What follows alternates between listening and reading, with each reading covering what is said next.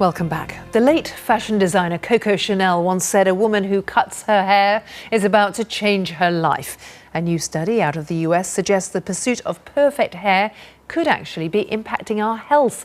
Researchers looked at 18 hair products sold in the US and traditionally used by black women, like hair relaxers, hot oil treatments, anti-frizz or leave-in conditioners. Every product they looked at contained endocrine disrupting chemicals, or EDCs. That means they interfere with the way our bodies produce hormones, and many of those products are actually banned in Europe. And what's of particular concern is how few of those compounds are listed as product ingredients, and that makes it difficult for users to know exactly what they're putting on their hair and scalp. Well, the study is published in the journal Environmental Research. Tola Okogu is a hair care blogger and author. She's with me. Her children's books explore the relationship between girls and their hair. And joining us from Boston, Massachusetts, is the study author, Dr. Jessica Helm, a scientist at the Silent Spring Institute. Jessica, I'm going to come to you first to talk about the health problems that you found black women tend to have more than other women in the US. There was something that stood out for you here. Yeah, thanks for having me. So we know from previously published research that black women have higher rates of uterine fibroids, of infertility, earlier onset of puberty, as well as rising rates of endometrial and breast cancers. And did you find a link with the kind of chemicals that are in the hair products we talked about? So what we found was that endocrine disrupting chemicals were frequently present in these products.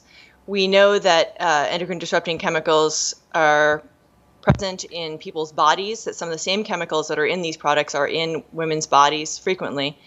And we know that they have effects at high doses. Our study wasn't set up to specifically answer the question of whether or not these chemicals were directly influencing health, but the fact that these chemicals are frequently found in these products was of concern to us. Let's pick up that concern with Tola, because I know you not only act as a hair care coach, you're aware of what's on the market now, yes. But you've been aware of, over years, the kind of products that have been used by black women to care for or tame, or however you want to put it, your hair. Yeah, with black hair, it naturally requires a lot more products than any other hair type because it's drier and it also requires more lubrication. So black women do tend to use a lot of products in one session, so they'll layer products. And historically, the products that we buy, I've been aware for a while that the ingredients are on the cheaper end, and the brands, it does appear to be quite low quality products, and most of the products are bought in hair shops in areas where the demographic is majoritively black. And a lot of products traditionally have come in from the States. Yes, they have. Historically, I mean, I've been using hair products obviously for a long time, and when I was young, my mother used to relax my hair with little relaxer box kits that were directly imported from the US. So historically, most of our products do come from the US.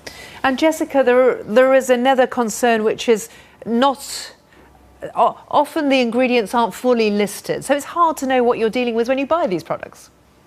That's right. Yeah, we actually found that the majority of the chemicals that we detected weren't listed on the ingredient label.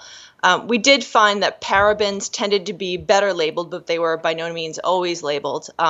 Fragrance chemicals tended to be labeled with the word fragrance, but the actual ingredients within those fragrances were not listed on the label.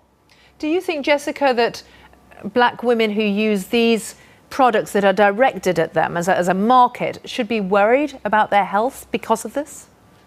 Yeah, that's a good question. From a precautionary approach, I think it makes sense to reduce exposures to products that have chemicals that may cause harm, and where there are opportunities to reduce that exposure, I think it makes sense to do that.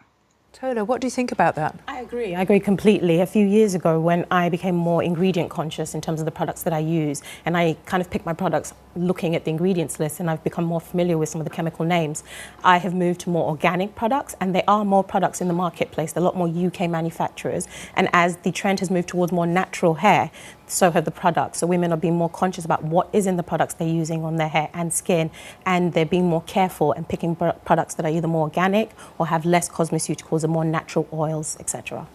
And Tola, I'm interested in the fact that you speak to a younger audience as well. I mean, partly because of your coaching, but also the children's books. I think we can show some of the front covers of the books that you've published and are about to publish. Yes. And hair care is a massive issue. It is. It's something that speaks to the heart of identity for a lot of black women and black girls.